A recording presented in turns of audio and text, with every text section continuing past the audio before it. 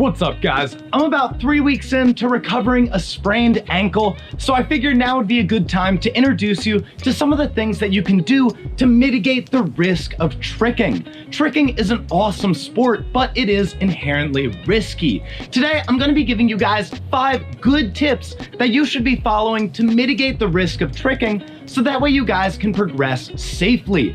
And if you're recovering from an injury like me, you need to be following these tips. So with that said, let's get started. Tip number 1 is to always warm up. You see, whenever you do any physical activity, tricking, jogging, running, whatever you're doing, there is an inherent risk of pulling a muscle or straining your body. You can mitigate a lot of that just by doing a good warm-up. Now, it doesn't have to be super extreme. You can just run around, kick a bit, and increase your heart rate. That's all it takes to warm your body up to do some tricking.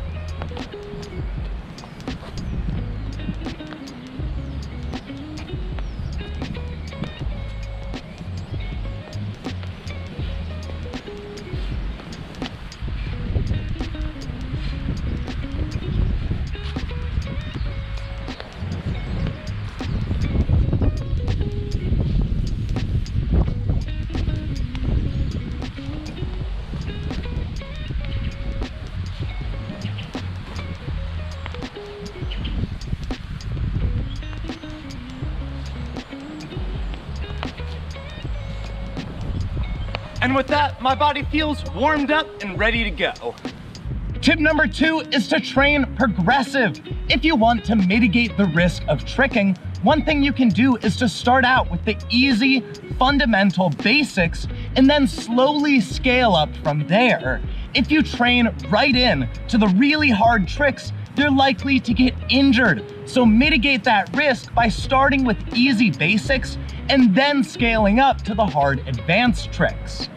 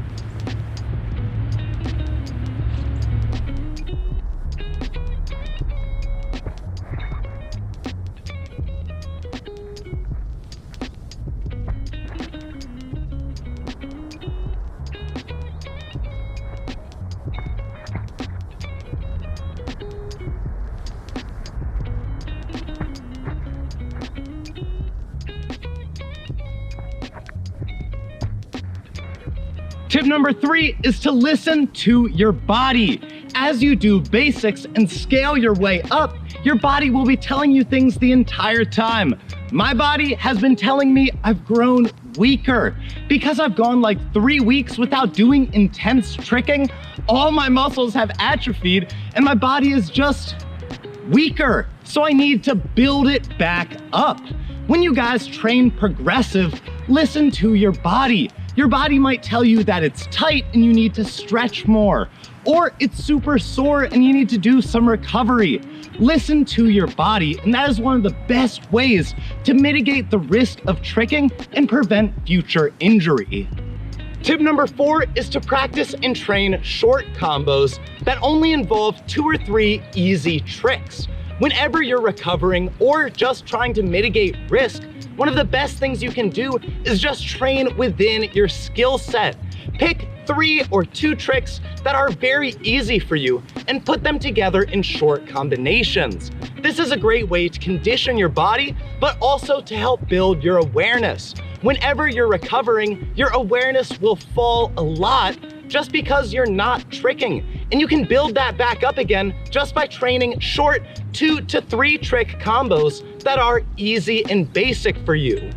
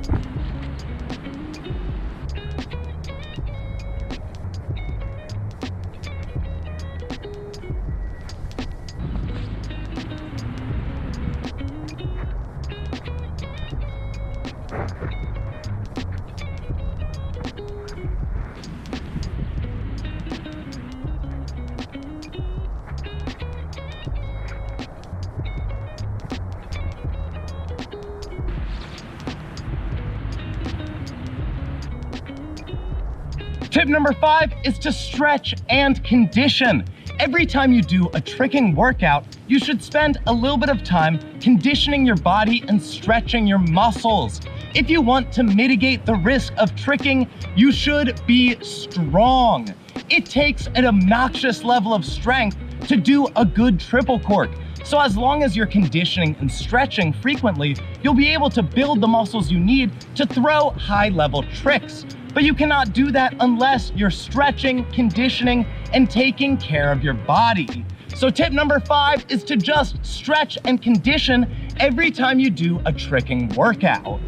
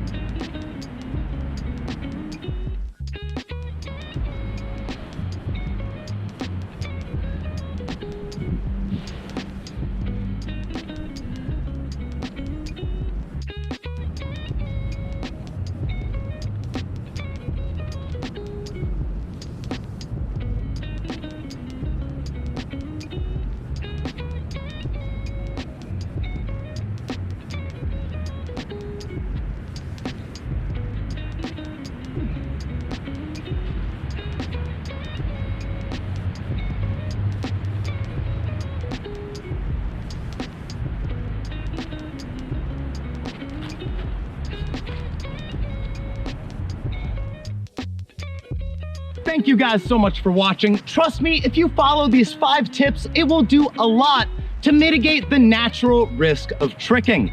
If you guys liked this video, hit the like button, subscribe to see more educational tricking content, and if you want to go deeper, become a patron. You can find all of the information in the description down below. But thank you again, and have a lovely day.